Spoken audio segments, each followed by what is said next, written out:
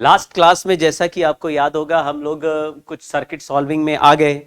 मैंने पहले आपको पुराना पॉइंट पोटेंशियल मेथड बताया जिसमें आइडेंटिफाई करना था सारे पॉइंट जो कि एक जैसे दिख रहे हैं। सिमिट्री वाले सर्किट में ज़्यादातर दिखते हैं, हम प्रैक्टिस करके जाएंगे तो हो जाएगा। लेकिन घबराने की बात इसलिए नहीं है क्योंकि इस तरह के सवाल कभी आज तक आए ही नहीं।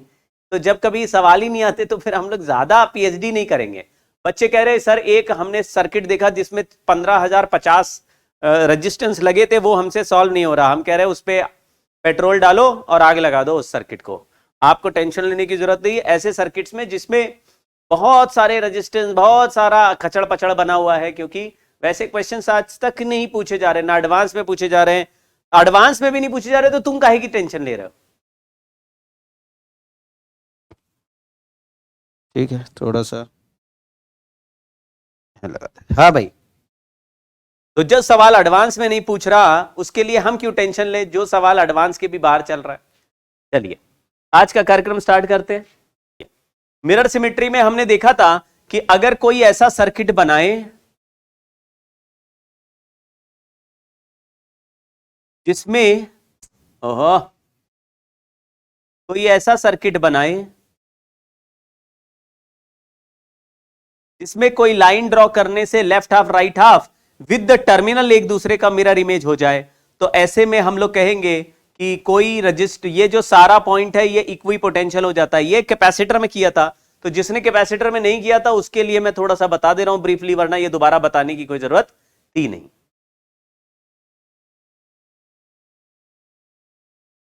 और यहां पर भी ऐसे जैसे कि ये दोनों टर्मिनल के बीच में निकालना है, बीच का आपने रास्ता बनाया, बोला राइट हाफ लेफ्ट हाफ के सारे रेजिस्टेंस एक जैसे लग रहे हैं, मतलब इधर का आर है तो ये आर है, ये 2R है तो ये भी 2R, मतलब मिरर इमेज एक जैसा दिखना चाहिए।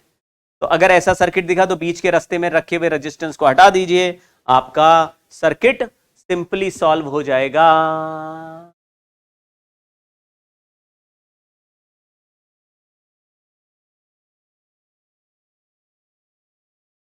ठीक है, तो any resistance coinciding with the line is removed, any junction on the line is opened, only symmetrical wires are reconnected. ये हमने कैपेसिटर में भी लिखा था, यहां भी लिखा है, इसलिए दोबारा दोबारा इसको रिपीट नहीं करेंगे, जल्दी जल्दी सवाल करते हैं। ये मैंने बोला कि बी और डी के रिस्पेक्ट में बताओ, तो बी एक टर्मिनल हो गया और एक डी हो गया, बीच के रास्ते में जो रेजिस्टेंस आ गए वो कट गए, तो ये 2R और 2R, आंसर हो गया 2R/3। आर का वैल्यू दिया 2 यानी कि 4/3 आंसर हो गया। ऐसे इसमें लिखा हुआ बी और ए के बीच में बताओ, तो ये बी है ये ए है, बी और ए के बीच में बताओ, तो ये देखो ये एक सेम सर्किट ही है, मतलब वही डायग्राम को मैंने ऐसे टर्न कर दिया है। तो इस सर्किट में ये बीच में से लाइन ड्रॉ किया तो ये जंक्शन आ गया, ये जंक्शन का ऊपर वाला रास्ता ऊपर, मतलब लेफ्ट हाफ को राइट हाफ से जोड़ना है। ऐसे नहीं करना कि जंक्शन के लेफ्ट वालों को आपस में जोड़ दो। एक बार एक आध बच्चे के मन में ये भी डाउट हो गया था कि साहब ये हमको कैसे पता चलेगा कि ऐसे जोड़ देना है। अब मुझे बताओ, जिस वायर को जिस वायर से जोड़ा, क्या वो लाइन के अबाउट मिरर इमेज है? क्या तुम्हारा सर और पैर एक दूसरे का मिरर इमेज होता है क्या? तुम्हारा सर ऊपर है और तुम्हारा पैर नीचे है और बीच में कोई मिरर लगाया नहीं हमने, मिरर सामने लगाया तो सर का इमेज पैर में, तुमको ऐसा लगता है कि तुम्हारा जो सर है वो पैर है? मतलब जब आप मिरर में देखते हो कहते हो क्या सुंदर चेहरा है तुम्हारा, तो तुम अपने पैर को देख के बोल रहे होते हो कि क्या सुंदर चेहरा है तुम्हारा। तुम्हारे पैर उतने अच्छे नहीं है, पैर में मुहासे हैं, लेकिन चेहरा तुम्हारा बहुत सुंदर गजब है, ऐसा बोलते हो क्या? क्या बोलते हो? अरे यार तो देख दे, तो दिमाग है ना कि जब आपने बोला ये लाइन ऑफ सिमेट्री है, यहां जंक्शन आया, तो इस लाइन के लेफ्ट वाला राइट वाले से जोड़ोगे और लेफ्ट वाला राइट वाले से जोड़ोगे, ये होता है मिरर इमेज को जोड़ना। मिरर इमेज लेफ्ट और राइट में आएगा। अगर मिरर के सामने खड़े होते तो ये थोड़ी बोलते हो कि यहां का इमेज मेरे पैर में, अच्छा ये देखो मैंने तो, मेरा पैर काला है, काला मोजा पहन रखा है मैंने। चलिए जो भी है, आप समझ गए खेल। तो आपको ऐसा ऐसा नहीं करना है, कैसा जोड़ना है? हमेशा लेफ्ट हाफ को राइट हाफ से, अगर बीच में वर्टिकल लाइन आ रही है तो।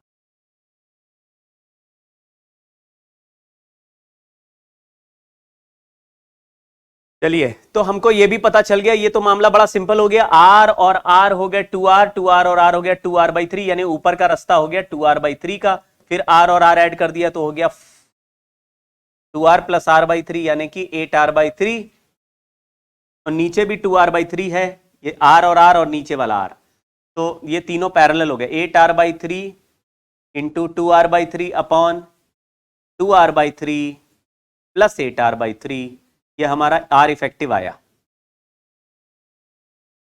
तो ये हो गया 16 बाई 9 और ये हो गया 10 बाई 3, 16r बाई 9 और 10 बाई 3।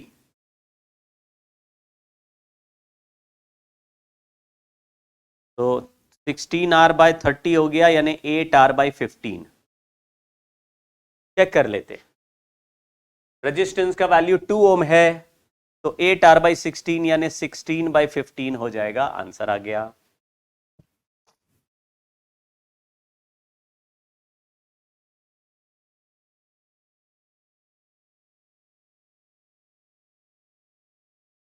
चलिए अब ये देखो, ये पहले भी हमने किया था, लेकिन इसको एक स्टेप और आगे ले गया हूं। इसमें फोल्डिंग सिमेट्री में एक स्टेप और आगे ले गया हूं। एक स्टेप आगे मतलब, अगर मैंने बोला किसी सर्किट में आपको ऐसा सर्किट दिखे कि अपर हाफ और लोअर हाफ एक जैसा दिखे,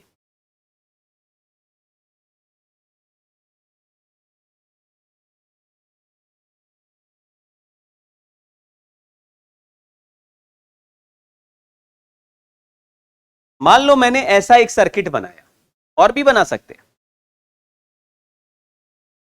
और मैंने बोला इस सर्किट में वैसे तो लेफ्ट हाफ राइट हाफ की भी सिमेट्री आ रही है, लेकिन अपर हाफ और लोअर हाफ भी एक जैसा है। या ऐसे लिख देते हैं are are, 2r 2r, 3r 3r, यहां भी आर आर लिख देते हैं, फिर 4r 4r, 5r 5r। तो आप देखेंगे कि ऊपर वाला सारा सर्किट नीचे वाले सर्किट का तो मिरर इमेज है, लेकिन टर्मिनल से पास होने वाला लाइन ऑफ सिमेट्री होना चाहिए।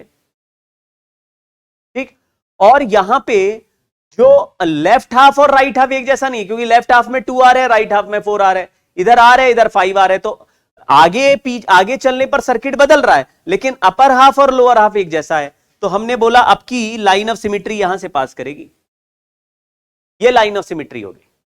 तो लाइन ऑफ सिमेट्री में इसमें लाइन मिरर इमेज बन गया। अब ऊपर से नीचे फोल्ड कर दो, इस सर्किट को फोल्ड कर दो, फोल्ड कर दोगे तो ये रेजिस्टेंस कट जाएंगे जो ऊपर से नीचे जुड़े हुए, और ऊपर के जंक्शन नीचे के जंक्शन से ऐड हो जाएंगे। तो आप थोड़ा देर इमेजिन करो कि फोल्ड कर दे तो क्या होगा। तो यहां पे बना रहा हूं, ये रहा केवल नीचे वाला हिस्सा, ऊपर को नीचे फोल्ड कर दिया तो नीचे वाला रेजिस्टेंस आया, ये वाला रेजिस्टेंस काट दिया, फिर ये R, फिर ये 2R, नीचे वाला हाफ केवल ड्रॉ कर रहे, फिर ये दोनों रेजिस्टेंस, ये रेजिस्टेंस, ये रेजिस्टेंस और ये रेजिस्टेंस, नीचे वाला हाफ केवल देख रहा हूं, बीच के रास्ते में कोई रेजिस्टेंस नहीं था, उसको नहीं छुआ है। यहां पे जो रेजिस्टेंस है नीचे वाला।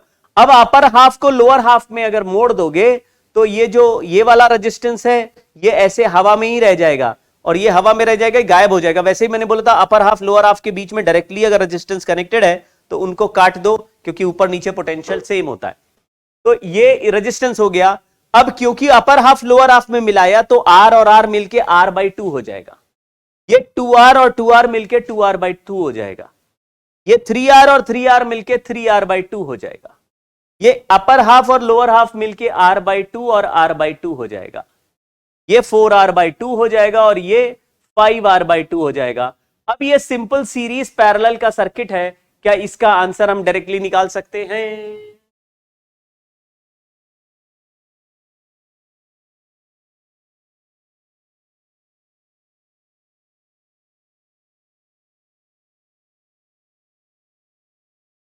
तो ऐसे आप अगर फोल्ड कर दें, लिखा हुआ है each resistance becomes half of the original and any resistance joining the circuit perpendicular to line A B is removed. अगर लाइन ए बी के perpendicular upper half lower half, upper half lower half को मिलाते हुए कोई resistance बनाया है तो वो रेजिस्टेंस कट जाएगा, हटा दो। समझ गए क्या? चलिए आगे बढ़ते हैं।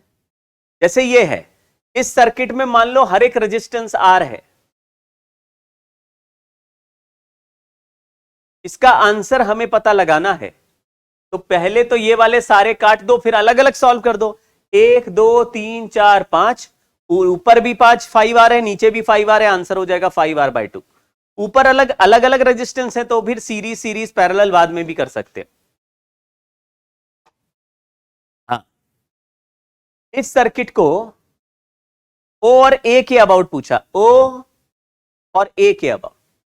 अब O और A के अबाउट पूछेंगे तो थोड़ी देर के लिए OA वाला रेजिस्टेंस आप साइड में रख के देखिए।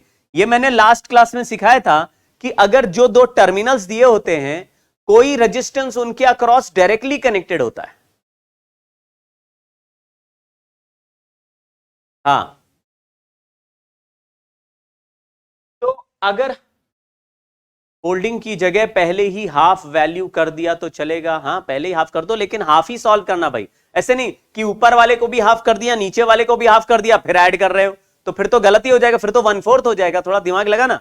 अगर एक ही साइड सॉल्व करना, फोल्डिंग छोड़ो, आप या तो नीचे वाला सॉल्व कर दीजिए केवल, और उसके हर रेजिस्टेंस को पहले से हाफ कर लीजिए, लेकिन सिमिट्री हो तभी। यहां पे O और A, क्रिस्टियानो रोनाल्डो कह रहे हैं सर धीरे धीरे चलिए यार, इसीलिए तो ये सब भेजा था, और ये कैपेसिटर में भी किया है। जो चीज पढ़ी हुई है अगर उसमें भी ज्यादा समय लगाएंगे तो भाई सिलेबस अगले साल खत्म होगा 2023 में। O से A के बीच में डायरेक्ट कैपेसिटर रजिस्टर लगा है, और बोला है O से A के बीच का ही हमको इफेक्टिव वैल्यू निकालना है। तो मैं क्या करता हूं, O से A वाला रेजिस्टेंस थोड़ी देर के लिए हटा देता। O से A वाला रेजिस्टेंस थोड़ी देर के लिए हटा देते, और बचा हुआ ये देखो, O से A वाला हटा दिया, और उस O से A वाले को अलग से नीचे ज्वाइन कर दिया। ये देखो, अलग से ज्वाइन कर दिया, यहां से हटा दिया, और उसको A से O के बीच में अलग से ज्वाइन कर दिया। तो सर O तो यहां था सेंटर पे, वो यहां कैसे आ गया? मैं अगर इसको छुपा लूं और इसको उठा के ऐसे फोल्ड करके पीछे ले आऊं, O को ऐसे उठा के, मान लो ये सब फ्लेक्सिबल वायर हैं, इसको उठा के पीछे ले आऊं, थोड़ा इमेजिन करना, इसको ऐसे उठाओ और ऐसे फोल्ड कर दो, इसको ऊपर की साइड फोल्ड कर दो, तो ये B से C वाला C बीच में ले आए और O ऊपर ले जाए, C नीचे ले आए और O ऊपर ले जाए, तो C से C वाला यहां आ जाएगा, B से C वाला यहां आ जाएगा, और O ऊपर चला जाएगा। तो मैंने ऐसे ही O को इधर कर दिया और B और C को इधर, ऐसे घूम गया ये सर्किट। थोड़ा दिमाग लगाना। तो क्या B से C वाला रेजिस्टेंस है? देखो, एक A से B रेजिस्टेंस है, एक A से D रेजिस्टेंस है, A से B, A से D। फिर एक रेजिस्टेंस B से C की तरफ जा रहा है, और एक B से O जा रहा है, B से C जा रहा है, B से O जा रहा है। ऐसे ही एक रेजिस्टेंस D से C जा रहा है, D से O जा रहा है, एक D से C जा रहा है, एक D से O जा रहा है, और एक C से O जा रहा है। तो O टर्मिनल है, टर्मिनल को थोड़ा बाहर की तरफ रख दिया, जिससे कि करंट इधर से एंटर करे और इधर से बाहर आए, हमको क्लियरली सर्किट दिखे। लेकिन इस सर्किट में लाइन ऑफ सिमिट्री यहां नहीं बना सकते, क्योंकि इधर का कोई रेजिस्टेंस दिया नहीं है, this resistance is not there. तो लेफ्ट हाफ और राइट हाफ सिमिट्रिकल नहीं है। लेकिन अगर मैं इसको बीच में लाइन ड्रॉ कर दूं तो अपर हाफ लोअर हाफ सिमिट्रिकल है। अब मैंने बोला इसको फोल्ड कर दो। अगर आप इसको फोल्ड करेंगे तो ये वाला AB वाला रेजिस्टेंस AD वाले रेजिस्टेंस के साथ मिल जाएगा, और BO वाला रेजिस्टेंस DO वाले के साथ मिल जाएगा, लेकिन CO वाला किसी के साथ नहीं मिलेगा। ये BC वाला रेजिस्टेंस AC वाले CD वाले रेजिस्टेंस के साथ भी मिल जाएगा। तो आपको कुछ रेजिस्टेंस तो आपस में मिलते हुए दिखेंगे। आप सर्किट रीड्रॉ करने की कोशिश करो भाई। जैसे A है, A से O अलग से निकाल दो, वो बाद में जोड़ देना। मैंने यहां से A से बनाना स्टार्ट किया। कोई कह रहा है सर सर्किट ही समझ नहीं आया, आपने कैसे बनाया? अब देखो, A से मैंने सर्किट स्टार्ट किया, A से B और A से D दो रास्ते हैं, A से B, A से D दो रास्ते बना लिए। अब B से O एक रास्ता जा रहा है, B से C एक रास्ता जा रहा है। अब कि मैं C को यहां बना देता हूं, B से C, A से B, A से D, B से C एक रास्ता बन गया और C से D एक रास्ता बन गया। ठीक है, B से C वाला रास्ता कर लिया, C से D वाला कर लिया। अब बचा B से O, तो बी से ओ एक रास्ता हो गया और डी से ओ एक रास्ता हो गया, बी से ओ और डी से ओ। फिर सी से ओ भी एक रास्ता है तो सी से ओ भी बना दिया, फिर यहां पे ओ लिख दिया। अब लिखा है कि ए से ओ के बीच में भी एक रेजिस्टेंस जो हटाया था आपने, ये वाला हटाया था, इसको वापस लगाओ, वो वापस लगा दिया हमने। अब ये सर्किट हो गया, इसमें अगर लाइन ऑफ सिमिट्री बनाए तो ये तो टर्मिनल से पास कर रही है, तो अपर हाफ को लोअर हाफ में फोल्ड कर दो, मैं यहां पे ड्रॉ कर रहा हूं। तो अपर हाफ का ये रेजिस्टेंस इसमें मिल जाएगा, तो ए से स्टार्ट किया, नीचे R/2 हो गया। फिर सी, यहां डी से सेंटर तक एक रेजिस्टेंस है, इसको भी R/2 कर दिया। यहां सी लिखा है, ये डी लिखा है, ये भी R/2 हो गया। अब ये सब गायब हो गए ऊपर वाले, ये वाला इसमें मिल जाएगा यहां पे, तो डी से ओ एक रेजिस्टेंस दिख रहा है, वो भी R/2 हो गया। लेकिन सी से ओ वाला रेजिस्टेंस किसी फोल्डिंग में नहीं आया, वो R ही है। सी से ओ का मिरर इमेज कोई नहीं है, वो ऐसे फोल्ड हुआ, सी से ओ एक ही बार है, वो R है, और यहां पे O लिख दिया।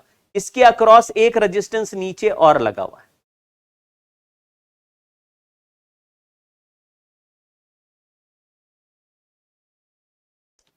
तो अगर आप सर्किट थोड़ा पहचान पा रहे हैं तो आपको इस सर्किट का आंसर जरा सॉल्व करना पड़ेगा। तो जरा सॉल्व करके बताओ क्या हुआ। मैं फिर से एक बार इसको ड्रॉ कर रहा हूं, जो लोग थोड़ा स्लो समझ रहे हैं वो फिर से देखें। मैंने अपर हाफ को लोअर हाफ में मिला दिया, तो ये रास्ता गायब हो गया, इतना रास्ता गायब कर दो, ये वाला सर्किट नहीं देखना। अब आपको क्या नीचे नीचे का सर्किट दिख रहा है, वही ड्रॉ करना है। तो ए से नीचे, फिर सी, सी से ओ, ओ से डी, ए ओ, इनके बीच में एक रेजिस्टेंस यहां R है, ये R/2 है, मिरर इमेज हुआ, ये R/2 है, मिरर इमेज हुआ, ये R ही रहा, ये R/2 मिरर इमेज हुआ।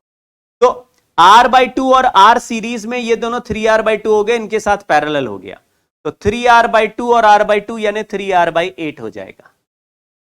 3R/8 और R/2 सीरीज में है, तो 3R/8 प्लस 4R/8 मतलब R/2 ऐड कर दिया, तो आया 7R/8। एक बार फिर चेक कर लेते, R/2 प्लस R 3R/2 है, 3R/2 और R/2, 3R/2 into R/2 upon 3R/2 plus R/2, 3R/2 plus R/2 हो जाएगा 2R, और ऊपर है 2R का R कैंसिल कर देते हैं, और ऊपर है 3R/2 इंटू R/2 यानी 3R/4 upon 2, 3R/8। 3R/8 plus R/2 करेंगे तो 4/8 ये हो जाएगा, 3/8 ये 7R/8। तो ये वाला सर्किट 7R/8 है, उसमें नीचे R और लगाया, तो 7R/8 और R पैरेलल में है, तो पैरेलल में 7R/15, ये बस ये ऐड हो जाता है ये दोनों।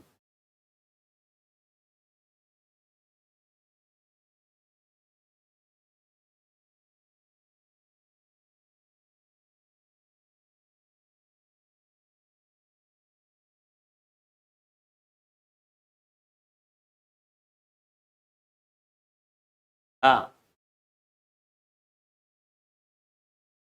एक बच्चा बोला सर स्टार डेल्टा बताओ। स्टार डेल्टा मैं नहीं बताऊंगा, मैं डेल्टा स्टार बताऊंगा। Sir star delta, delta star same ही तो है। अरे जो सेम बोलते हैं वो लल्लू हैं, उनको पीटो। और स्टार से डेल्टा कन्वर्जन नहीं बताएंगे, डेल्टा से स्टार कन्वर्जन नहीं बताएंगे, क्योंकि हमको केवल सीखना नहीं है, सवालों में यूज भी करना है भाई। और शायद ही कभी कोई ऐसा सवाल आएगा जिसमें डेल्टा स्टार यूज करना पड़ेगा, लेकिन डेल्टा टू स्टार यूज करने के लिए एक ही चीज सिखा के भेजूंगा, जिससे कि आपको यूज करना पड़े तो पड़ जाए। देखो फैंसी बातें करना बड़ा आसान है, मैंने तुम्हें यह मेथड भी बता दिया, वो एग्जाम में कोई काम ही नहीं आ रहा, तो बता के फायदा क्या।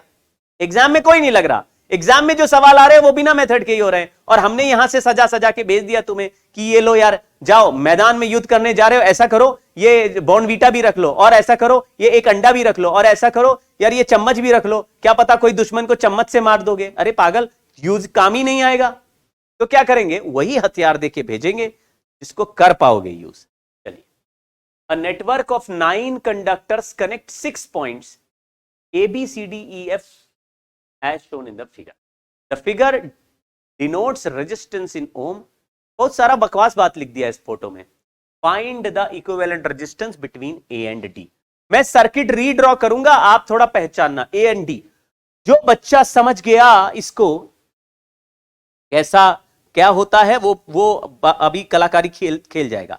मैंने पहले क्या किया, ए और डी अगर टर्मिनल है तो ए और डी के बीच में जो रेजिस्टेंस है उसको हटा दिया। ए और डी का रेजिस्टेंस हटा दिया। क्यों सर आप, ये तो सिमेट्री नहीं है ना। अरे हटा के अलग से बाद में लगा देंगे रे। फिर इसको क्या किया, इस डी पॉइंट को ऐसे ऐसे फोल्ड करके नीचे गिरा दिया। क्या आप ऐसा कर सकते हो कि इस ट्राइंगल को, जो डी ई एफ वाला ट्राइंगल है, उसको ऐसे उठा के एफ और ई वाले पॉइंट को बाहर लाके यहां ले आओ, यानी ऐसे हो जाए। देखो सी से एफ यहां आ जाए और सी से बी से ई यहां आ जाए और ई एफ यहां आ जाए, ये ऐसे घूम रहा है और फिर इधर ट्राइंगल बन जाए। क्या ऐसा इसको फोल्ड करके घुमा सकते हो?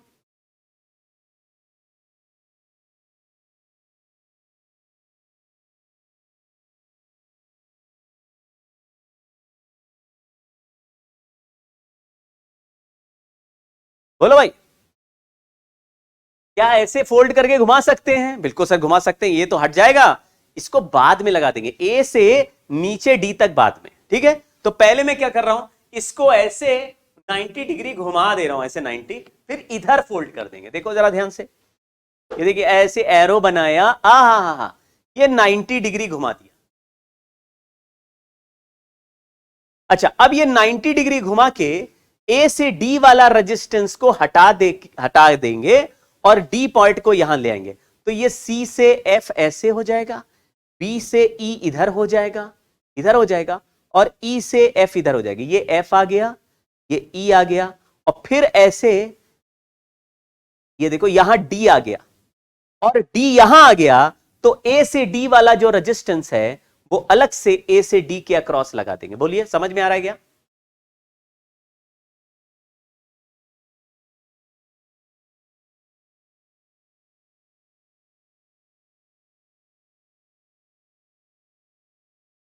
तो इस सर्किट को दोबारा देखो, मैंने बनाया, ये देखो नेक्स्ट पेज पे बनाया, नेक्स्ट पेज पे ये बन गया। देखो ध्यान से, ये ए सी बी वाला जो ट्राइंगल है उससे सी एफ देखो ऐसे बना था। ए सी बी एक था, उसके अंदर वाला फोल्ड करके इधर ले आए, तो ए सी बी तो इधर दिख रहा है, अंदर वाला ट्राइंगल कहां गया, वो गायब हो गया, इधर आ गया। सी से एफ इधर था, बी से ई इधर था, देखो एफ इधर था और ई इधर था। फिर इनका भी एक ट्राइंगल बना था, छोटा सा लग रहा था, लेकिन रेजिस्टेंस सारे बराबर, यहां पे ओ दिख रहा था, ये डी दिख रहा था। मैंने क्या किया, इसको भी इधर ऐसे कर दिया, इसको भी इधर ऐसे कर दिया, और इसको वापस ऐसे बड़ा बना दिया। बोलो कुछ समझ में आया क्या? थोड़ा फोटो को चेंज करना पड़ेगा अपने हिसाब से। तो मुझे दिख रहा है एक ट्राइंगल एसीबी, एक ट्राइंगल ईएफडी, यही ट्राइंगल इसके अंदर घुसा हुआ था, और एक सीएफ और बीई वाले साइड्स और थे। एक बार और देखो, यहां देखो, एक ट्राइंगल एसीबी है, एसीबी, और एक ट्राइंगल ये वाला आया, इसको उठा के ऐसे उठा के यहां ले गए, इसको ऐसे खींच के यहां ले गए, तो बी से ई बी इधर आ गया, सी से एफ इधर आ गया, और ये ट्राइंगल भी बड़ा ए बी सी जैसा दिखने लगा। तो आपको दो ट्राइंगल बीच में एक रेक्टेंगल दिख रहा होगा। अगर ट्राइंगल रेक्टेंगल को अब ध्यान से देखो, तो क्या आपको फोल्डिंग सिमिट्री से अपर हाफ और लोअर हाफ के दो रेजिस्टेंस गायब होते हुए दिख रहे हैं? ये दोनों गायब हो गए।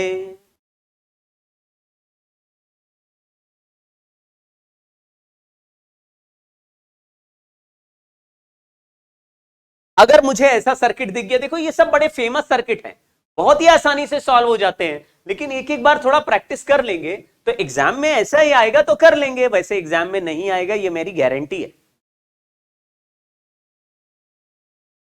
तो अभी ये दोनों हट गए, तो ऊपर वाला रास्ता 3R, नीचे वाला 3R, यानी 3R/2 हो गया, और ये नीचे वाला रास्ते में केवल एक रेजिस्टेंस आ रहे ए और डी के बीच में। तो आर आर और आर, आर आर और आर, 3R मिलके 3R/2 और आर 3R/5 आंसर आ गया।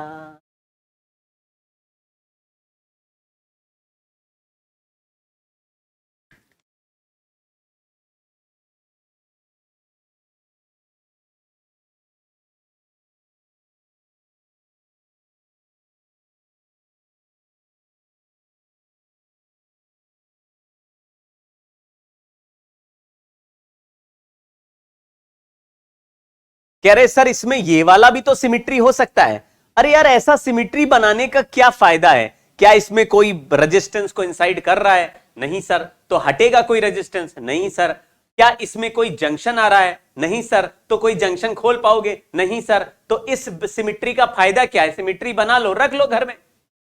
इस सिमिट्री का कोई फायदा नहीं हो रहा। हालांकि ये लाइन ऑफ सिमिट्री भी हो सकता है, लेफ्ट हाफ राइट हाफ एक जैसा है, लेकिन अगर ए बी, इसको थोड़ी देर के लिए भूल जाओ, केवल अपर हाफ को सॉल्व करो, तो सिमिट्री वाला ये जो लाइन है इसका अपर हाफ और लोअर हाफ एक जैसा है, दो रस्तों का भी एक जैसा होगा, तो उसमें डायरेक्टली जुड़े रेजिस्टेंस कट जाएंगे। याद रखिए बीच में कुछ नहीं होना चाहिए।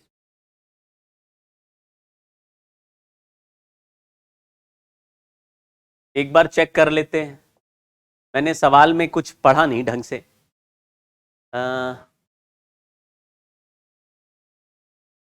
हाँ, इसमें अलग अलग रेजिस्टेंस के वैल्यू अलग अलग हैं, इसलिए आंसर में अंतर आ सकता है। एक बार क्रॉस चेक कर लेते हैं। यहां का जो रेजिस्टेंस है वो 2 ओम है और ये रेजिस्टेंस भी 2 ओम है, यानी बीई और एफसी वाला रेजिस्टेंस 2 और 2 है और डी और एडी वाला भी 2 है। हाँ भाई, तो ये गड़बड़ कर दिया हमने, सवाल सही नहीं हुआ। तो मैं क्या करता हूं, इस सारे रेजिस्टेंस को बराबर मान लिया था, इसमें वैल्यू अलग अलग दी है, तो यहां लिखा 1 1 2 2 1 1 और फिर नीचे भी 2 है। अब जरा सॉल्व करो।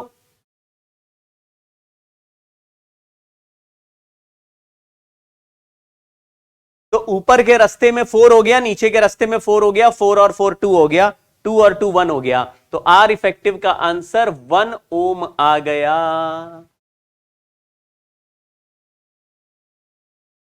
यहां लिखा है network made by conducting wires of resistance R each, find the equivalent resistance across AD.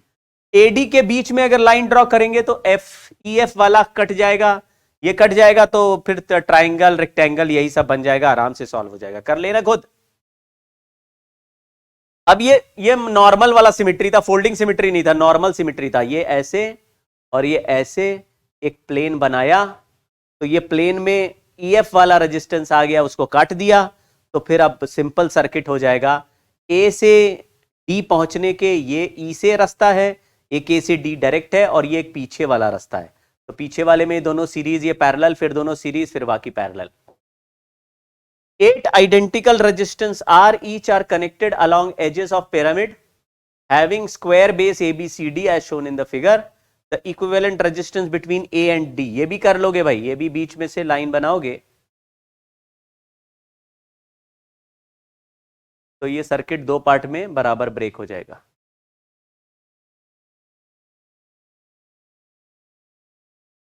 Homework, ये भी होमवर्क। सवाल है find R effective between B and,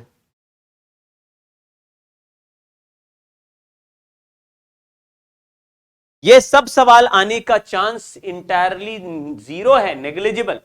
लेकिन क्या है कि ये पॉपुलर क्वेश्चंस हैं, अगर एक टीचर ये सवाल नहीं कराए तो लोग उसको टीचर नहीं मानते हैं। लोग कहते हैं अरे सर ये सब तो सवाल आपने कराए नहीं, ये तो बड़ी बड़ी बुक्स में दिए हैं, हमारे फेमस ऑथर की बुक्स में दिए हैं, सर वो कोचिंग के सर कराते हैं, ये कोचिंग के सर कराते हैं। तो ये पॉपुलर सवाल हैं, एंटरटेनमेंट के लिए बनाए गए हैं। इसमें ये स्टार का रेजिस्टेंस निकालना सीख गए, तो लोग 4 लोगों को बताते हैं हमारे यहाँ तो स्टार का बताया, अच्छा तुम्हारे यहाँ 5 वाले कॉर्नर का स्टार बताया, हमारे यहाँ तो 7 कॉर्नर वाले स्टार का बताया, कोई कह रहा नहीं हमारे यहाँ तो 24 कॉर्नर वाले स्टार का बताया। तो ऐसे ही लोग एक दूसरे को लल्लू प्रूव करते हैं, एंड में वो खुद ही लल्लू प्रूव हो जाते हैं, देसी लोग। हाँ चलिए, ये हमने किया हुआ है। 12 आइडेंटिकल रेजिस्टेंस 1 ओम ईच, ये बी और डी के बीच में है, ये वाला याद होगा आपको, लाइन ऑफ ये ऐसे प्लेन ऑफ सिमिट्री था, याद आ गया क्या?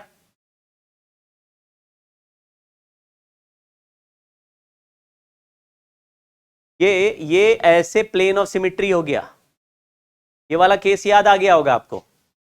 तो अगर ऐसे देखें तो ये वाला रेजिस्टेंस गायब कर दिया मैंने, और देखिए ये वाला रेजिस्टेंस भी गायब हो गया, दिखा गया? अब 2 रेजिस्टेंस गायब हो गए, आर और आर 2R, आर और आर 2R, यानी ये 4 मिलके R, फिर आर और आर, यानी ऊपर के रास्ते में 3R, आर और आर 2R, आर और आर 2R, 2R और 2R मिलके R, तो 3R और R पैरेलल में है, 3R/4 आंसर है।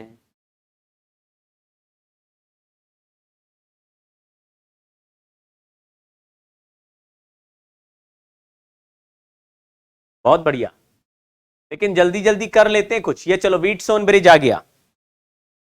व्हीटस्टोन ब्रिज जितना सिमिट्री था कर लिया यार है। आप प्रीवियस ईयर के पेपर देख लेना एक बार, एक भी आपको ऐसा लंबा चौड़ा सवाल नहीं मिलेगा। क्या व्हीटस्टोन ब्रिज इंपॉर्टेंट है, इसका सवाल आने का चांस बहुत अच्छा है।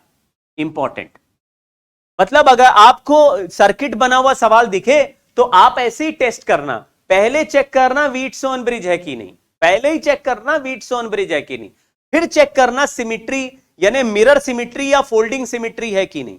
अगर सर्किट बना है तो पहला अपने आप से पूछना क्या मिरर सिमिट्री है। मेंस में नॉर्मली सॉरी ये व्हीटस्टोन ब्रिज का सवाल ही चला आएगा। भगा इसलिए रहे क्योंकि ये सब पढ़ा हुआ है, इसलिए भगा रहा हूं मैं, ज्यादा नाटक नहीं करो।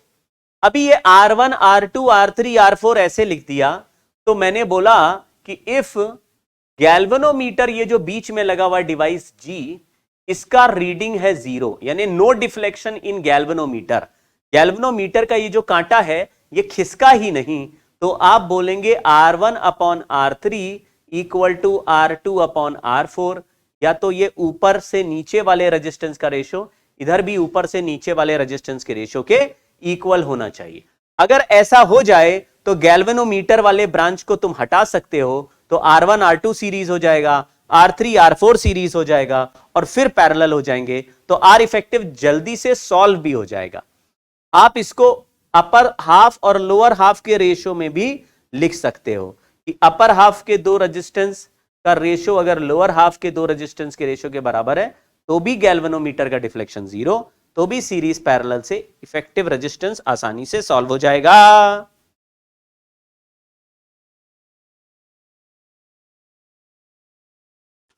वाइस शेख बोल रहे हैं कि व्हीटस्टोन ब्रिज कहीं यूज होता है क्या असली लाइफ में। हाँ जी यूज होता है ना व्हीटस्टोन ब्रिज पर। बेस्ड कॉन्सेप्ट मीटर ब्रिज करेंगे।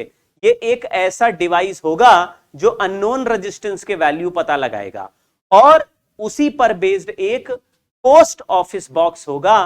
पोस्ट ऑफिस बॉक्स का काम भी अननोन रेजिस्टेंस का वैल्यू पता लगाना होगा। तो दो instrument directly based on Wheatstone bridge है, इसलिए व्हीटस्टोन ब्रिज का कॉन्सेप्ट बहुत इंपॉर्टेंट है और पूछा भी जाता है।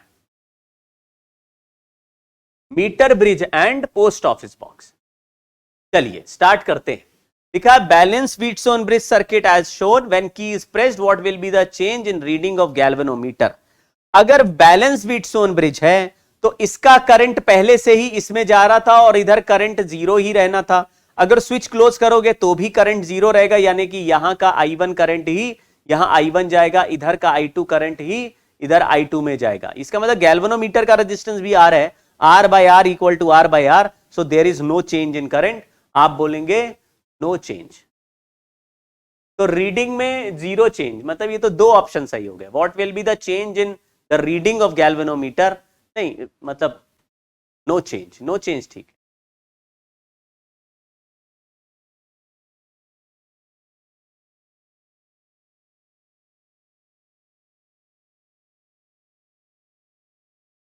जीरो का मीनिंग ये भी हो गया कि गैल्वेनोमीटर का रीडिंग 0 हो जाएगा, which is not true.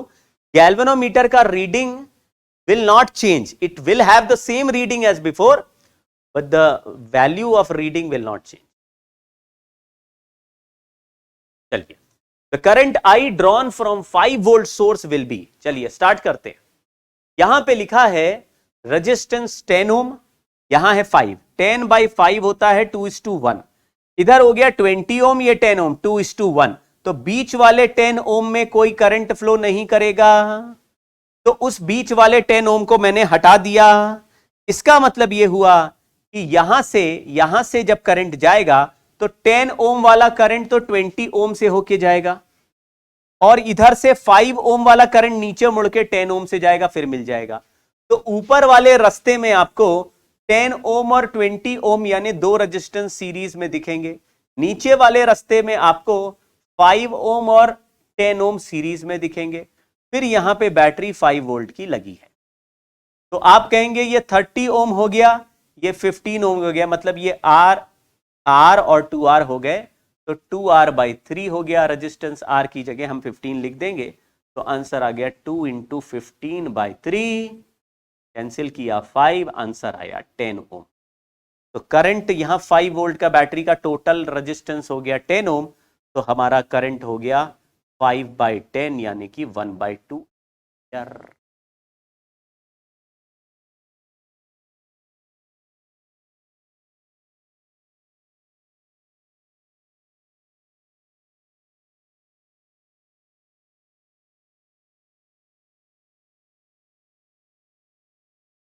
मोशीष PYQ बढ़ाओ। PYQ 2-3 साल के करने से नहीं फायदा होगा। प्रीवियस ईयर के कम से कम 10 साल के सवाल आपको करने चाहिए, जेई मेंस और जेई एडवांस के, स्पेशली जेई एडवांस के, चाहे उसके लिए सॉल्यूशन ऑफ जेई एडवांस देखना पड़े। प्रीवियस ईयर के पेपर 10 साल के करो, स्पेशली जेई एडवांस के, और जेई एडवांस के पेपर के सॉल्यूशन भी देखने पड़े तो सॉल्यूशन देख के करो सवाल, लेकिन सॉल्यूशन देखने के बाद तुमसे सॉल्व होना चाहिए। मतलब सॉल्यूशन देख लिया, कोई सवाल नहीं हो रहा, जैसे 10-20% बहुत ही डिफिकल्ट सवाल होते भी हैं, लेकिन वो सारे एक साथ एक ही ईयर में नहीं आते हैं।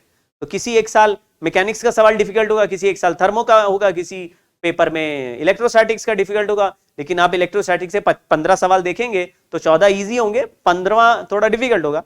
तो आप 15वें वाले का सोल्यूशन देखेंगे, तो सोल्यूशन देखने के बाद एक बार फिर से सॉल्व करके देखो अपने आप कि क्या अब मुझसे ये सवाल दोबारा आए तो हो जाएगा। तो अगर सिमिलर कॉन्सेप्ट आ गया तो आपका मेन गेम बन जाएगा।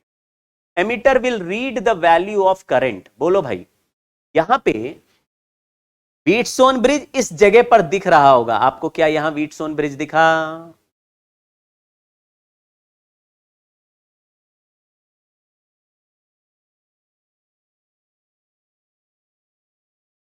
व्हीटस्टोन ब्रिज यहां पे दिख गया क्या?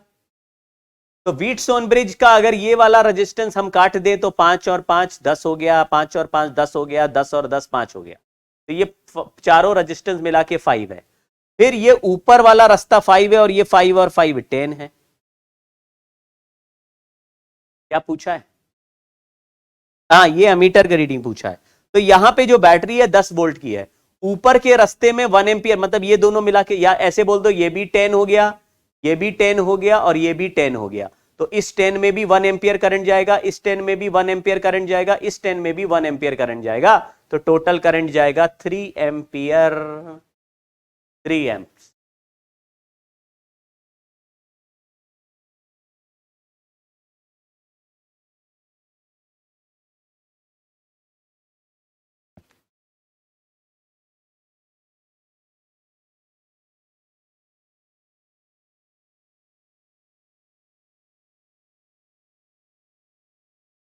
थ्री एम्प्स हो गया आंसर।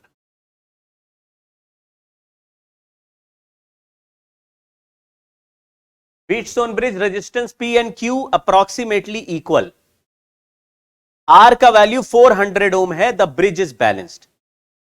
तो P और Q अप्रोक्सीमेटली इक्वल है, बिल्कुल एग्जैक्टली इक्वल है ऐसा नहीं बोला। On interchanging P and Q, the value of R is 405. Find the value of X. X का वैल्यू is close to. चलिए स्टार्ट करते हैं। अगर यहां पे मैं एक रिलेशन बनाऊं तो क्या P/R इक्वल टू Q/X होना चाहिए? बोलो। P/R इक्वल टू Q/X होना चाहिए, होना चाहिए। R का वैल्यू 400 दिया हुआ है और रख देते हैं, तो आंसर बना P/Q इक्वल टू 400/X। अच्छा, फिर बाद में लिखा P और Q को इंटरचेंज कर दिया, तो यह लिख दिया Q/R इक्वल टू P/X। हाँ जी बिल्कुल, ये फर्स्ट केस है, ये सेकंड केस है। Q को यहां रख दिया, P को यहां रख दिया, तो Q/R इक्वल टू P/X हो गया। इससे सॉल्व किया तो P/Q का वैल्यू X/R आ जाएगा। X/R में हम X का वैल्यू नहीं जानते, लेकिन R का वैल्यू 405 ओम कर दिया गया है।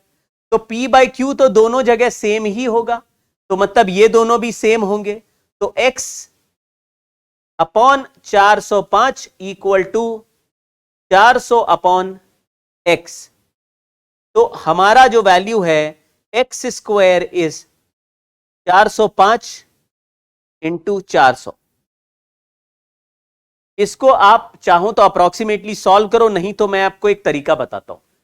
400 प्लस 5 इंटू 400 ऐसा चल रहा है एक्स स्क्वायर। इसमें से 400 को कॉमन ले लो तो 400 इंटू 400 इंटू 1 प्लस 5 अपॉन 400, क्योंकि चेंज बहुत छोटा है। अब एक्स स्क्वायर हटाएंगे तो यहां रूट लगा देंगे, रूट में ये 400 400 का रूट 400 बाहर आ जाएगा और ब्रैकेट में बचेगा 1 प्लस 5/400 का पावर 1/2। बाइनोमियल एक्सपेंशन कर देंगे तो 1/2 अंदर आ जाएगा, 5/400 हो जाएगा। अब आप इसको थोड़ा सा सॉल्व करो, ये 2 से 5 कैंसिल करोगे तो 2.5 आ जाएगा, 400 से 400 कैंसिल होगा, तो हमारा ये आंसर 400 प्लस 2.5 आ जाएगा। आंसर आ जाएगा 402.5। कुछ समझ में आया क्या बाइनोमियल एक्सपेंशन कैसे काम करता है? क्या ये मैथमेटिक्स समझ में आई?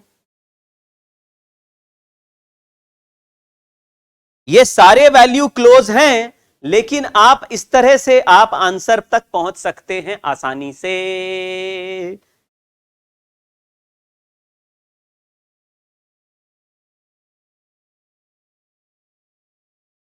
ऐसे दूर बड़े बड़े वैल्यूज नहीं दिख रहे हैं, 404.5, 401.5, 403.5, 402.5।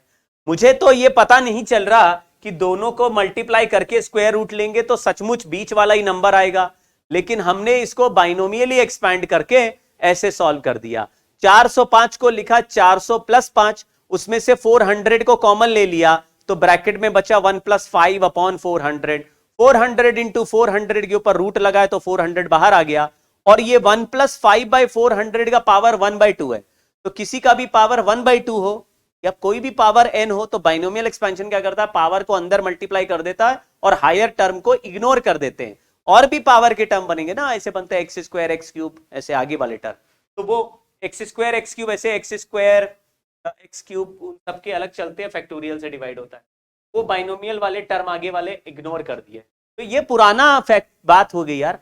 1 प्लस एक्स का पावर n को हम 1 प्लस nx लिखते हैं अगर x is much less than 1। खेल समझ गए क्या? वेरी गुड, तो बजाओ ताली। चलिए, ये वाला एक बार हमने कैपेसिटर में भी किया था बच्चों, शायद आपको याद होगा। यहां पे a और b के बीच में हमें इफेक्टिव रेजिस्टेंस निकालना है, और ये सारे रेजिस्टेंस R हैं, ये सब R हैं, R R R R R and R। ये सारे रेजिस्टेंस का मैं एक एक नंबर लिख देता हूं, हालांकि वो वैल्यू नहीं है। ये रेजिस्टेंस नंबर 1, ये रेजिस्टेंस नंबर 2, ये रेजिस्टेंस नंबर 3, ये रेजिस्टेंस नंबर 4, ये रेजिस्टेंस नंबर 5, ये 6 और ये 7 है। तो बताओ व्हीटस्टोन ब्रिज की वजह से कौन सा रेजिस्टेंस हट जाएगा? ये पहले भी हमने किया हुआ है बच्चों।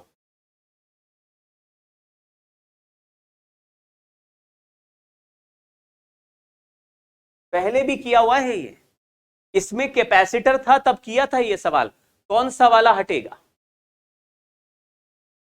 व्हीटस्टोन ब्रिज सिमिट्री लॉ से भी कर सकते हैं, बिल्कुल काट सकते हैं, लेकिन सिमिट्री तो हम लोग देखते थे मिरर इमेज जैसा बनना चाहिए, यानी ये R हो तो ये R हो, R1 R1, ये R2 हो तो ये R2 हो, तो हम काट देते थे। लेकिन अब क्या बोल रहा है व्हीटस्टोन ब्रिज में, ये R1 हो ये R2 हो, और ये कोई 5R1 हो और ये 5R2 हो तो भी कट जाएगा, क्योंकि रेशियो सेम आ जाएगा। आप खेल समझो, मिरर इमेज में एग्जैक्टली सेम होते थे तभी मेरा मिरर इमेज वाला दिमाग काम करता है।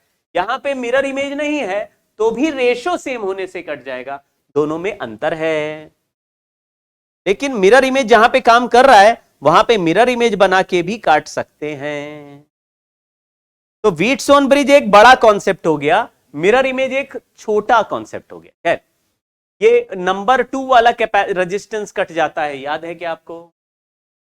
ठीक है, तो ये दोनों सीरीज हो जाएंगे, ये सीरीज हो जाएगा, 1 and 5 सीरीज और 2 and 3 and 4 भी सीरीज, 3 and 4 सीरीज,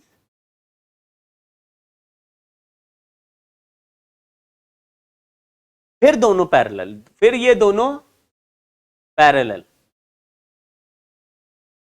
फिर इसके साथ 5 वाला नहीं 6 वाला सीरीज और फिर 7 वाला पैरेलल।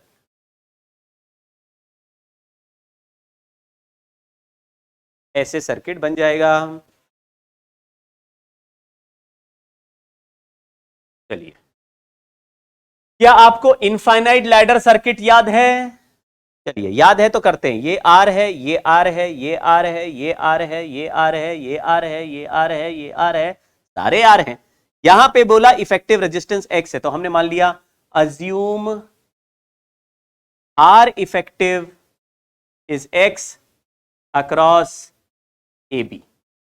तो यानी कि पूरे सर्किट का इफेक्टिव रेजिस्टेंस का वैल्यू एक्स है, यानी पूरा सर्किट उठा के फेंक दे तो फिर एक्स का रेजिस्टेंस उसको रिप्लेस कर देगा। लेकिन मैंने क्या किया, एक यूनिट के बाद यहां पे ए डैश और बी डैश लिख दिया, क्योंकि इन्फिनाइट यूनिट में से एक यूनिट कम है तो इसका वैल्यू भी अप्रोक्सीमेटली एक एक्स ही होगा।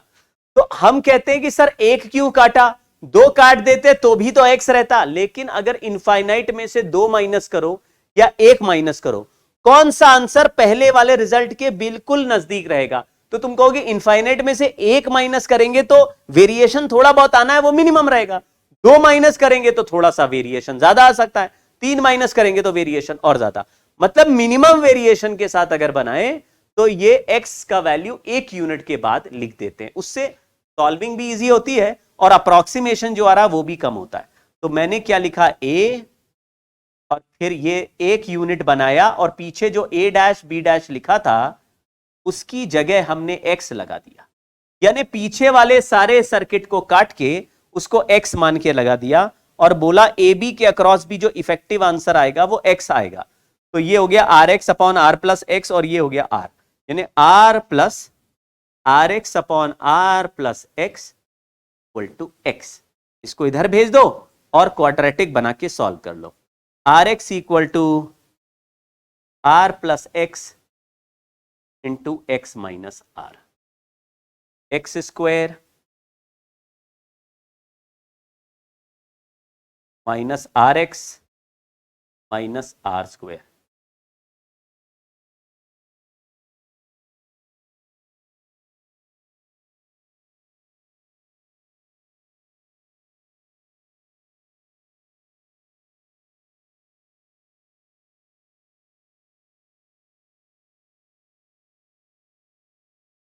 इन्फिनिटी वाले में हमने ये भी लिखा था एक सर्किट में कि अगर एक यूनिट का रेजिस्टेंस आर है,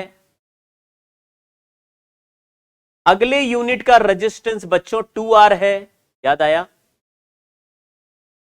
अगले यूनिट का रेजिस्टेंस बच्चों 4R है या नहीं है?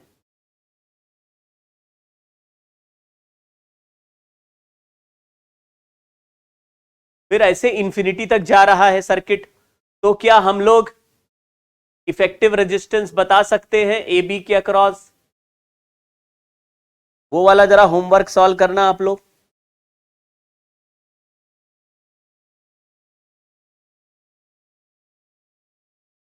ये क्वेश्चन होमवर्क के खुद कर लेना यार। मैं इसमें ये सवाल भी दे दूं क्या? ये 1 है, ये 1 है, ये 2 है, ये 2 है, ये 4 है, ये 4 है, ये 8 है, ये 8 है। एक्स का वैल्यू बताओ। ये पीछे लिखा था लेकिन ये यहां लिख दिया, होमवर्क हो गया। हाँ, तो आप कह रहे हैं एक यूनिट के पीछे 2x लगा देंगे और फिर उसको पूरे आगे वाले यूनिट के साथ ऐड करके इक्वल टू x कर देंगे, आंसर आ जाएगा। Very good. अगर आप एक बात सीख गए तो फिर आपको कोई डरा नहीं सकता है। ये वाला सवाल भी एक बार कर लेते हैं, इसको सॉल्व नहीं करेंगे, केवल लिख के देख लेते हैं। लिखा हुआ है network of infinite resistors made of wires of resistivity small R. Resistivity का मतलब है कि रेजिस्टेंस जो है लेंथ के प्रोपोर्शनल होगा, तो ये वायर जो ए लेंथ का है उसका रेजिस्टेंस अलग होगा, लेकिन इसमें से अगर a/2 लेंथ का वायर कर देंगे तो रेजिस्टेंस r/2 हो जाएगा। थोड़ी देर के लिए मैं मानता हूं कि ये रेजिस्टेंस को r बोला जाए, तो ये रेजिस्टेंस भी r है, ये भी r है, ये भी r है, ये भी r है, ये भी r है, लेकिन यहां पे दो जंक्शन के बीच में बोला जाए तो r/2 है, ये r/2 है, ये r/2 है, ये भी r/2 है, ये भी r/2 है, और ये भी r/2 है। फिर इसके अंदर वाले बहुत सारे छोटे छोटे ट्राइंगल एक के एक इन्वर्ट बने हुए हैं, तो r/2 के आधे में जाओगे तो r/4 हो जाएगा, r/4 के अंदर जाओगे तो r/8 हो जाएगा। आंसर नहीं लिखेंगे टोनी स्टार्क।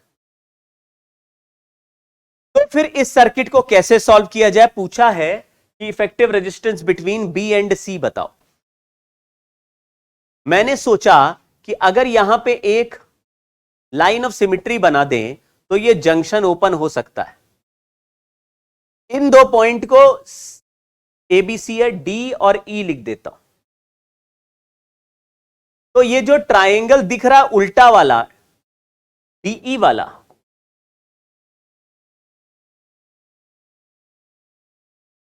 डी और ई, और यहां पे एफ है मान लो, ये जो ट्राइंगल है इसके अंदर भी उतने ही इनफाइनाइट ट्राइंगल्स छुपे हैं जितने बड़े वाले एबीसी ट्राइंगल के अंदर थे। यानी डी और ई के बीच में जो इफेक्टिव रेजिस्टेंस है वो पहले वाले रेजिस्टेंस जैसा ही होगा, लेकिन एक गड़बड़ है कि एबीसी वाला ट्राइंगल का रेजिस्टेंस ज्यादा था और डी से स्टार्ट होने वाले हर ट्राइंगल का रेजिस्टेंस हाफ हो चुका है, उसके अंदर वालों के भी हाफ हो चुके हैं।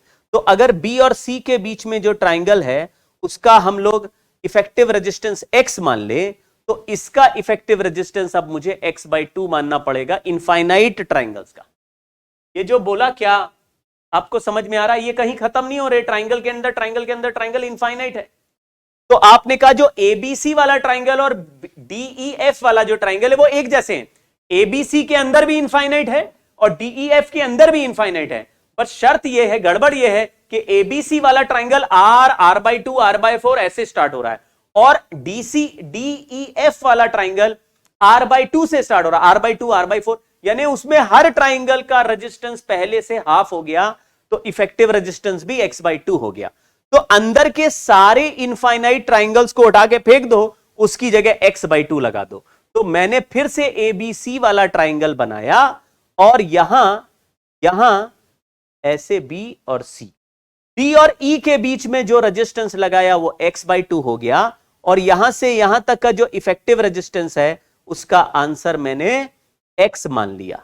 तो क्या आप ऐसा बोल सकते हो, देखो ये r/r और r, ये 2r हो गई साइड, ये r हो गई, ये r हो गई, ये r है, ये r है, तो r और r मतलब ये दोनों पैरेलल, फिर सीरीज, फिर पैरेलल मिला के x के बराबर कर देंगे, तो एक इक्वेशन बन जाएगा, सॉल्व हो जाएगा। कुछ समझे क्या?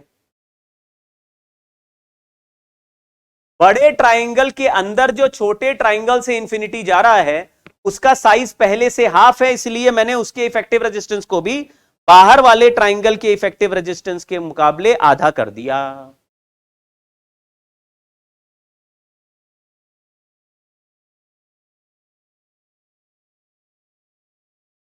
अब मैं आपको एक और जबरदस्त मेथड सिखाता हूं जो कि एडवांस लेवल के क्वेश्चन में काम आएगा, इसलिए जो बिल्कुल मेंस लेवल पे अभी वर्क कर रहे हैं थोड़ी देर अपने दिल पे पत्थर रखना, आपके अभी मेंस में ये काम नहीं आ सकता, ये एडवांस लेवल में काम आएगा। और मान लीजिए मेरे पास एक ऐसा सर्किट है जिसमें ये बैटरी रेजिस्टेंस है, फिर यहां बीच में भी एक रेजिस्टेंस है, फिर यहां पे एक बैटरी और एक रेजिस्टेंस है, बड़ा चिपका के बना दिया, आई एम वेरी सॉरी। चलिए मान लीजिए ये बैटरी V1 वोल्ट का, ये रेजिस्टेंस R1 है, ये R2 है, ये V2 वोल्टेज का है, ये रेजिस्टेंस R2 है, इसको R3 बोल दिया। मैंने पूछा R3 में करंट बताओ, आपने कहा यार ये तो बैटरी के पैरेलल कॉम्बिनेशन से सॉल्व करना पड़ेगा या कोई तरीका लगाना पड़ेगा इसको सॉल्व करने का। फिर से वीडियो पॉज हो गया।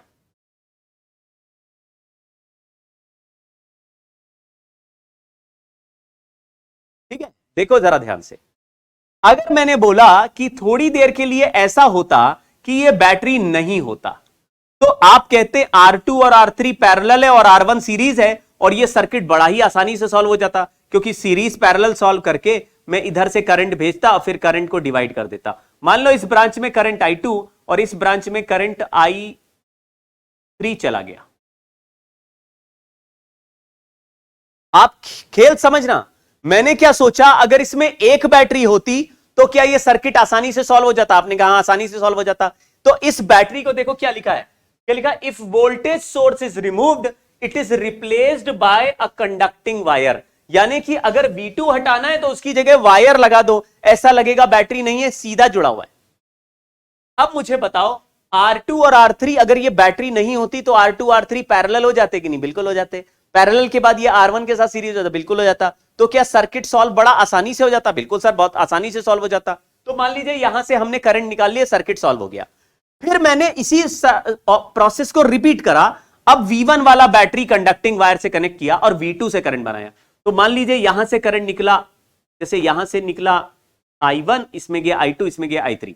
फिर जब इधर से करंट निकाला तो गया I4, यहां तक गया I4, ये I4 गया, फिर यहां पे I5 गया और नीचे वाले में I6 गया।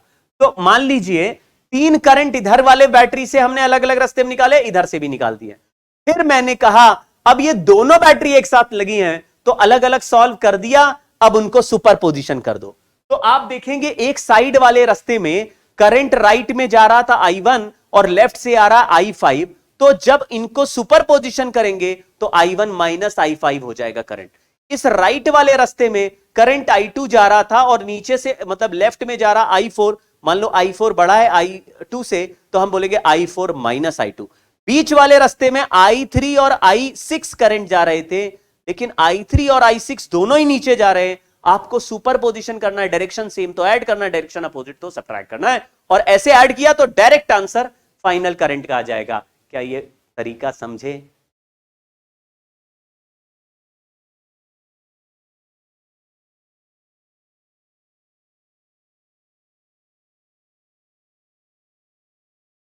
सुपर पोजिशन मेथड ज्यादा, हाँ। अरे अनूप कुमार यार, मैं एक मेथड सिखाता हूं तो तुम दूसरे में घुस जाते हो, कह रहे हो सर हम E1/R1 प्लस E2/R2 से करेंगे। तो कर सकते हो, तो दुनिया के सारे सवाल E1/R1 प्लस E2/R2 से हो सकते हैं क्या? नहीं ना, ये तो एक सवाल मैंने बनाया, इसको कर लेना भैया। लेकिन सुपर पोजिशन से भी कर सकते हो। सुपर पोजिशन मेथड समझ में आया?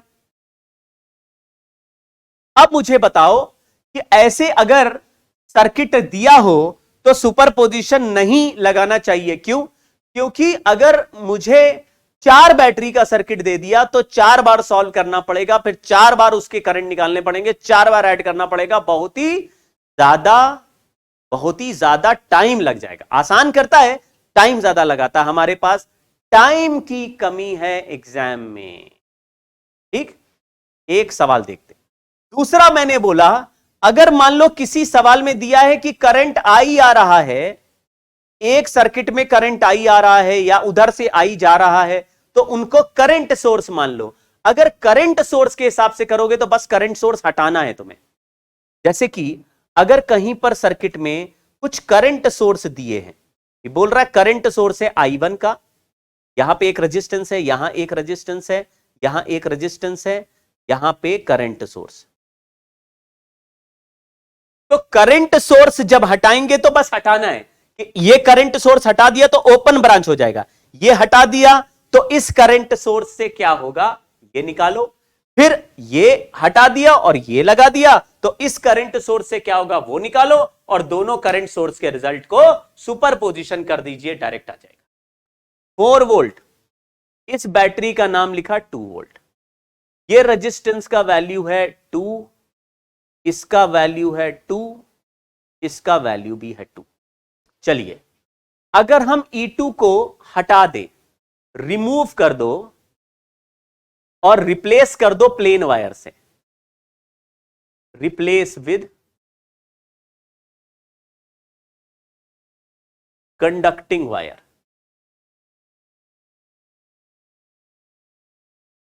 ऐसे E2 रिमूव हो गया, E2 नहीं है। अब ये 2 ओम है, ये 2 ओम है, 2 और 2 पैरेलल में हो गए, रेजिस्टेंस हो गया 1, 1 और 2 सीरीज में हो गए, रेजिस्टेंस हो गया 3।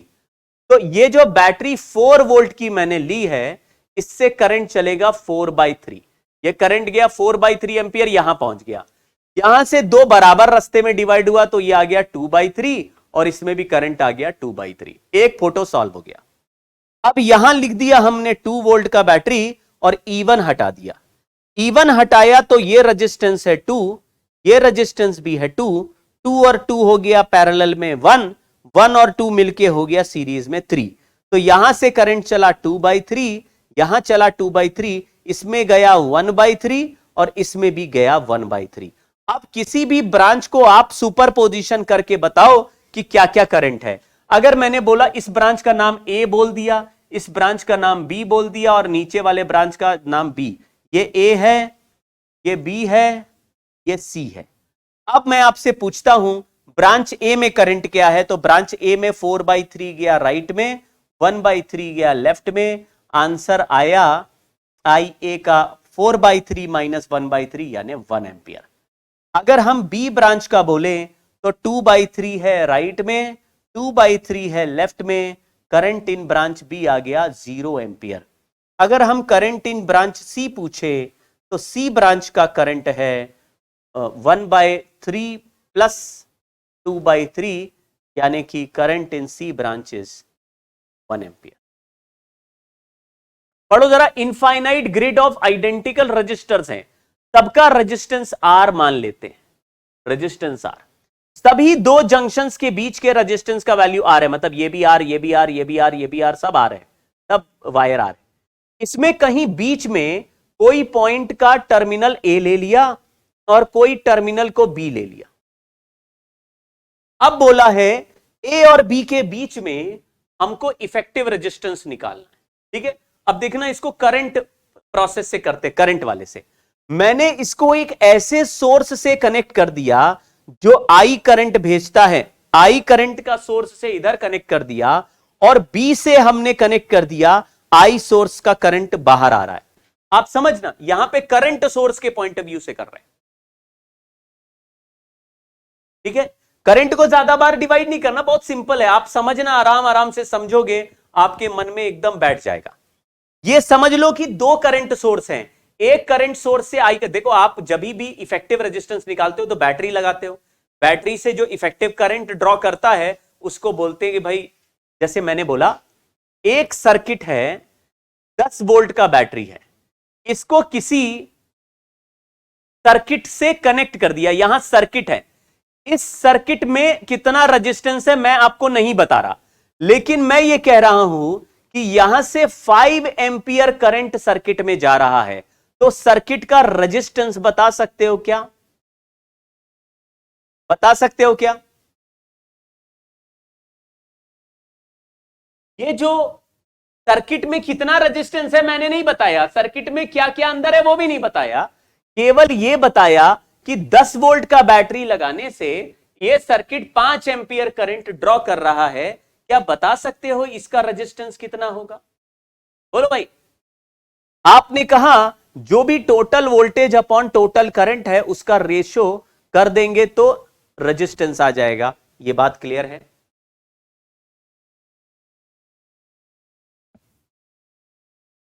हाँ, तो बिल्कुल वैसा ही इमेजिनेशन यहां करना है, लेकिन यहां मैंने क्या किया कि करंट आई भेजने वाला एक बैटरी ऐसा लगाया है कि करंट आई इधर से भेज रहा है और करंट आई उधर से खींच रहा है। बैटरी भी यही करता है, जिन दो टर्मिनल के बीच में, जैसे यहां से करंट आई सर्किट के अंदर जाएगा और दूसरे साइड से करंट आई वापस आ जाएगा, लेकिन इसको दो अलग अलग सोर्स की तरह इमेजिन करना है।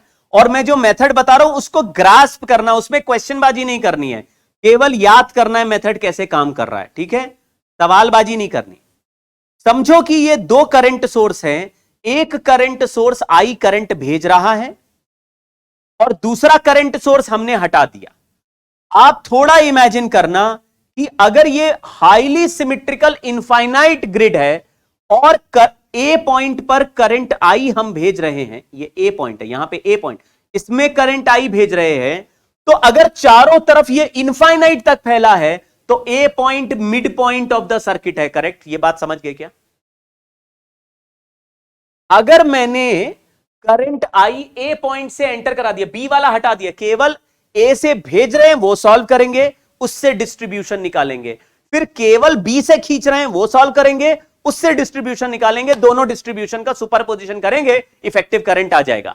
चलो बताओ, अगर मैंने कहा कि केवल ए से करंट आई भेजा जाता, केवल ए से, मतलब एक बार में एक ही करंट सोर्स को लेना है, दूसरा करंट सोर्स हटा देना है। करंट सोर्स जब लगाते हैं तो एक एक करके लगाना है, ठीक है? तो ये करंट आई भेजने वाला करंट सोर्स है, इसको ड्रॉ करने से मतलब नहीं, ये करंट भेज रहा है बस सर्किट में, केवल इसको देखना है। बी वाला हटा दिया हमने, तो बताइए यहां पे ये मिड पॉइंट अगर है तो इसके चारों तरफ के एक जैसे रास्तों में करंट भी बराबर बराबर डिवाइड होना चाहिए।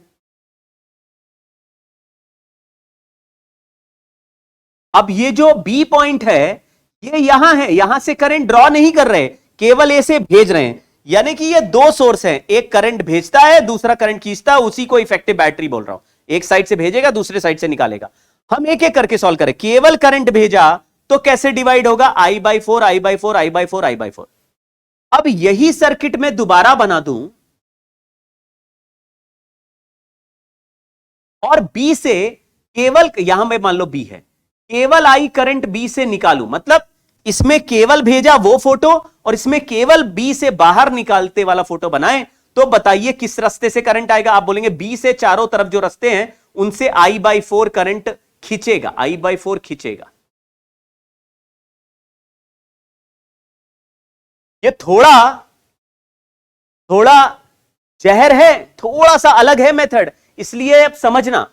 यहां पे अगर I by four, I by four, I by four केवल बी के ड्रॉ करने से बनता है और केवल ए से भेजने पर भी आई बाई फोर बनता है, तो ए से बी के डायरेक्ट कनेक्शन में टोटल कितना? आप दोनों को सुपर पोजिशन करो, इसको उठा के इसके ऊपर रख दो और दोनों को सुपर पोजिशन करो, तब आपको दिखेगा अगर ए भेजा और आई, ए पे आई भेजा और बी से आई निकाला, तो ए से आई भेजने का आई बाई फोर हो गया, बी से आई खींचने का भी आई बाई फोर हो गया। नहीं कहना सर यही वाला आई बाई फोर तो बी से आ जाएगा, ऐसा नहीं, सुपर पोजिशन। तो अगर मैं आपको यह बोलूं कि अगर टोटल करंट ए से बी पूछा जाए, देखो यहां पे मैं लिख रहा हूं ए, ये लिख रहा हूं बी, तो आफ्टर सुपरपोजिशन अगर यहां से आई करंट भेजा और यहां से आई करंट एक साथ निकाला, तो ए से बी में current I by four plus I by four यानी आई बाई टू हो जाएगा। ए से बी का इफेक्टिव रेजिस्टेंस आर है बच्चों, तो ए से बी का पोटेंशियल डिफरेंस हो जाएगा V A B is equal to I by two into R. बस सर्किट सॉल्व हो चुका है। यहां पे थोड़ा सा कर देता हूं, ये भी सवाल करेंगे अभी, लेकिन यहां कर देता हूं। मान लीजिए मैंने जो बैटरी लगाया था वो VAB का था और यहां पे जो इनफाइनाइट सर्किट था, इसका रेजिस्टेंस R इफेक्टिव था और इसमें करंट I जा रहा था, I आ रहा था, तो VAB का value is equal to I into R effective है। लेकिन VAB का वैल्यू अभी अभी हमने I बाई टू निकाला था, I by two into R is equal to I into R effective. तो अगर इससे कंपेयर करें तो R इफेक्टिव का वैल्यू R बाई टू। एक बार और करके बताता हूं मैं आपको, एक बार और बताता हूं।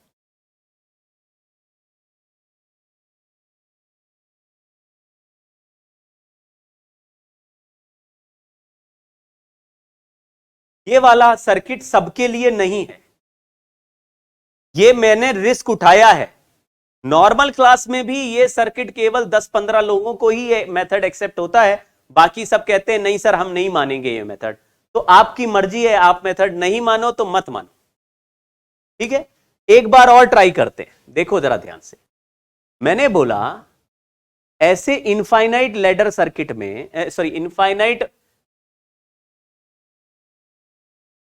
मैश बना हुआ है,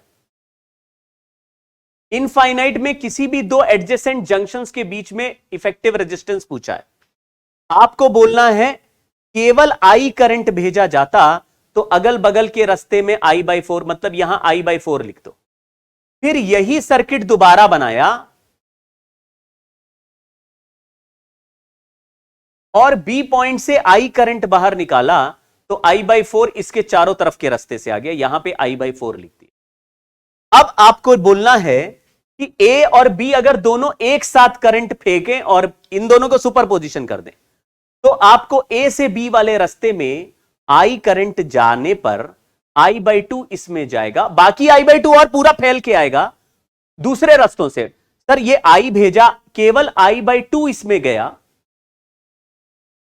ए से बी में I/2 गया, तो बाकी करंट कहां गया? तो बाकी करंट बाकी इधर उधर से घूम के बी तक पहुंचेगा, पूरे रास्ते से ऐसे घूम के इनफाइनाइट होते हुए बी तक पहुंचेगा। तो ए से बी में I/2 करंट है। अगर ए से बी में I/2 करंट है, अच्छा दूसरा बात है, अगर मान लो इस पूरे सर्किट का इफेक्टिव रेजिस्टेंस आर इफेक्टिव हो और इसमें करंट आई जाता हो तो इसका वोल्टेज यानी potential difference I into R effective होगा। या आर इफेक्टिव का वैल्यू कैसे निकालते हैं? आर इफेक्टिव होता है वोल्टेज अपॉन करंट। ये अभी अभी हमने इस पिछले वाले में भी किया था, अरे गायब हो गया। अभी अभी यहां पिछले वाले में भी यही किया था, क्या कि अगर वोल्टेज 10 वोल्ट का लगा और 5 एंपियर करंट है तो रेजिस्टेंस कैसे निकाला? Voltage upon current. फिर गायब हो गया। तो मैंने ए बी वाले रेजिस्टेंस के अक्रॉस करंट आई भेजा। ए बी वाला रेजिस्टेंस खुद R/2 है, लेकिन इस सर्किट का रेजिस्टेंस R इफेक्टिव है, वो हमें मालूम नहीं है, वो भी ए बी पे है। सर्किट का रेजिस्टेंस R इफेक्टिव है और सर्किट में करंट आई भेज रहे हैं, तो R इफेक्टिव का वैल्यू, यहां पे वोल्टेज V लगा है, यहां पे वोल्टेज V लगा है, तो हम बोलेंगे ये I/2 करंट जा रहा है। गचपच होता जा रहा है मुझसे भी। जब दोनों को सुपरपोजिशन किया तो ए से बी के डायरेक्ट रास्ते में I/2 करंट जा रहा है। तो मैं पूछूं, बताओ I/2 करंट अगर R रेजिस्टेंस में जाएगा तो ए से बी में कितना वोल्टेज है? तो आप इस वोल्टेज को बोलोगे I/2 इंटू आर। जबकि अगर मैं बोलूं इस पूरे सर्किट का रेजिस्टेंस R इफेक्टिव और इस पूरे सर्किट में I करंट जा रहा है तो इसी वोल्टेज को बोलेंगे I इंटू आर इफेक्टिव। तो I/2 इंटू आर का जो वोल्टेज है वो भी ए से बी का है और I इंटू आर इफेक्टिव भी ए से बी का है। दोनों V को आपस में कंपेयर करें, I से I कट जाएगा, R इफेक्टिव का वैल्यू बन जाएगा R/2।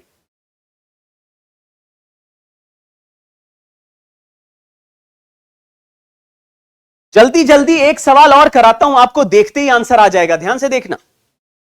एक सवाल और करा रहा हूं।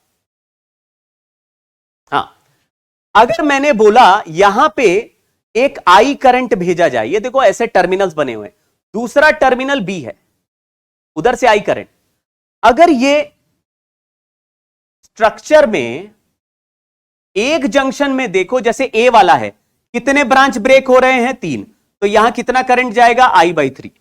यहां कितना जाएगा? I/3। और बी की तरफ कितना जाएगा? I/3। अगर हम केवल बी से एक्सट्रैक्ट करते, केवल बी से एक्सट्रैक्ट करते,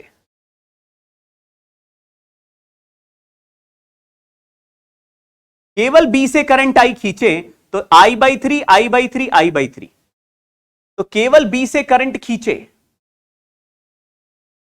I/3 I/3 और I/3, तो ए से बी में टोटल करंट दिखेगा I/3 प्लस I/3। तो ए से बी का टोटल वोल्टेज आ गया 2I/3 इंटू आर, और इस वोल्टेज को करंट आई से डिवाइड कर दो तो R effective, voltage upon total current is R effective, तो आई हटा दिया, यानी जितना करंट आपको दिखे उसको रेजिस्टेंस के फैक्टर से मल्टीप्लाई कर दीजिए, आर इफेक्टिव बन जाएगा।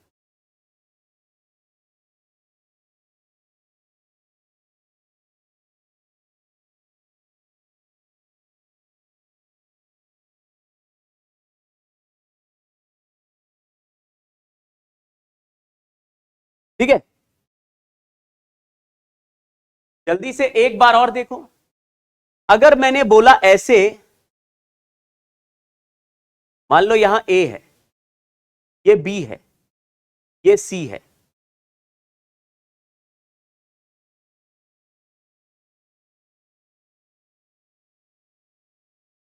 अब ए और सी के बीच में पूछा है, अगर ए पे करंट आई भेजेंगे तो यहां जाएगा I/3, फिर यहां से चल के दो पार्ट में डिवाइड होगा तो यहां आएगा I/6। यही सर्किट को दोबारा देखते हैं,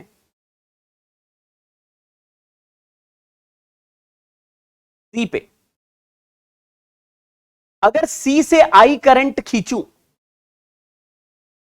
अगर सी से आई करंट ड्रॉ करें, आई करंट ड्रॉ करें, खींच लें बाहर, तो I/3, I/3 और I/3, मतलब बी से सी के रास्ते में I/3 है। और अगर यहां से I/3 ड्रॉ करेंगे तो इस रास्ते पे आएगा I/6 एंड I/6। अब बताओ, पहले ए बी वाले रास्ते में I/3 था, अब ए बी वाले रास्ते में I/6 है, दोनों को सुपर पोजिशन करें, दोनों को सुपर पोजिशन करें तो आपको ए बी वाले रास्ते में दिखेगा I/3 प्लस I/6, और बीसी वाले रास्ते में दिखेगा I/6 प्लस I/3। ये भी हो गया I/2, ये भी हो गया I/2। अब अगर ए से सी पर बैटरी लगा रखी है तो वोल्टेज अक्रॉस एसी हो जाएगा I/2 into R plus I/2 into R, और जो वोल्टेज आ गया उसको आई से डिवाइड कर दोगे तो इफेक्टिव रेजिस्टेंस आ जाएगा एसी के बीच में। तो I/2R, I/2R यानी IR हो गया, IR और R काटा तो आर एसी का वैल्यू आर आ गया।